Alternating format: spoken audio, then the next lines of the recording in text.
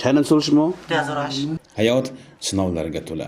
Kimdir bu sinovlardan sinsa, yana kimdir ularni yengib o'tish orqali yanada baquvvat bo'lib boradi. Sinovlarni jasorat bilan qarshi olish, turmush zarbalariga bardosh berish yuragi katta insonlarga xos. Oramizda ana shunday qudratli ruhga ega odamlar borki, ularning borligining o'zi ham bizga ilhom va kuch baxsh etadi. Bugungi lavhamiz qahramoni Sebzor mahallasida istiqomat qiluvchi 17 yoshli Qudratulloh Qodiraliyev shulardan biri. Uning bolaligi sinovli o'tgan. Qo'l-oyoqlari bolaligidanoq ishlamaydi. Lekin u bir marta ham mendan bo'lmaydi demadi. Chunki umid uning yuragida hamisha yonib turgan chiroq edi.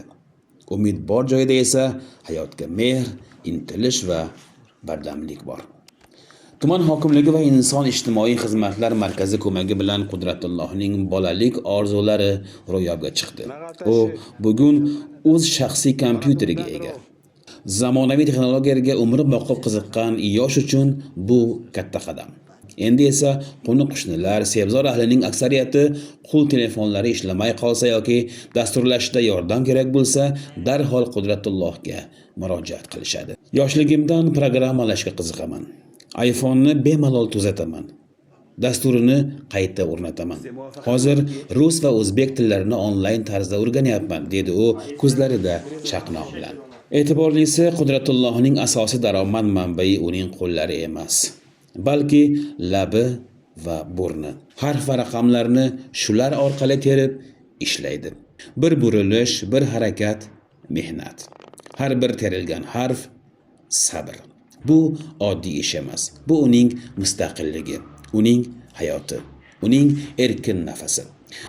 Mana Qudratulloh hozir shu jismoniy imkoniyat cheklagan bo'lsa, lekin siz harakatdasiz. Intilyapsiz. Sabab nima? Sababi endi oilam uchun yordam.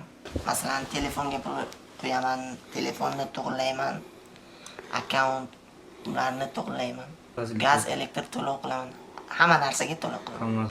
Mani jismoniy oyoq qo'lim ishlamasa ham Alloh bergan masalan lab, burnim bilan ishlayman.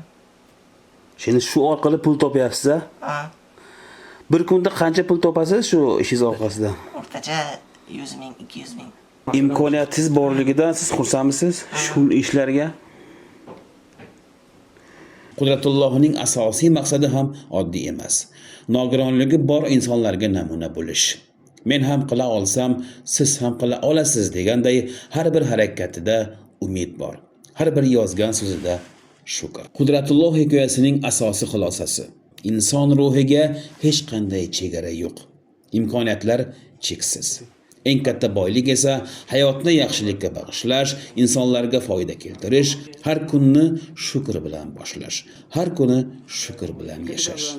Qudratullohning har bir tergan harfi sabrning guvohi, har bir harakati jasoratning namunasi. U bizga ko'rsatdi: hayotdagi to'siqlar tanamizda emas, ruhimizda. Agar ruh kuchli bo'lsa, inson hamisha g'olibdir.